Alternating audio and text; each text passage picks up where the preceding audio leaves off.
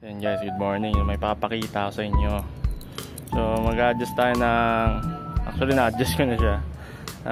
Nag-adjust tayo ng suspension, monoshock.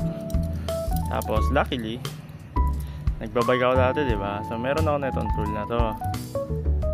Ito yung spanner na tinatawag. So ang gamit nito sa bike, pang luwag at pang sikip ng lock ring. Mga fixed gear ano dyan, fixed gear enthusiast dyan, alam nyo yan. Kaya mga bottom bracket na luma, mga bike.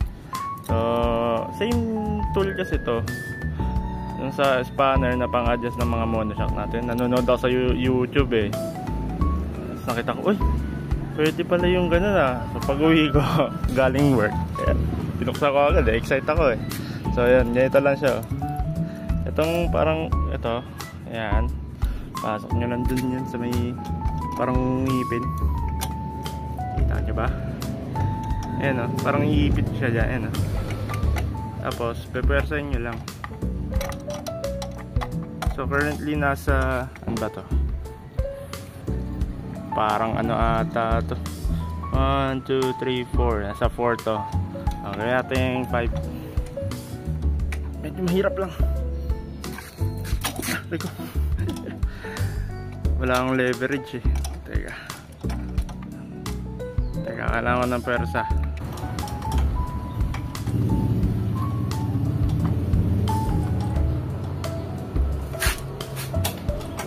Yan na siya.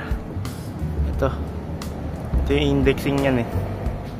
So nasa ano to, nasa 5.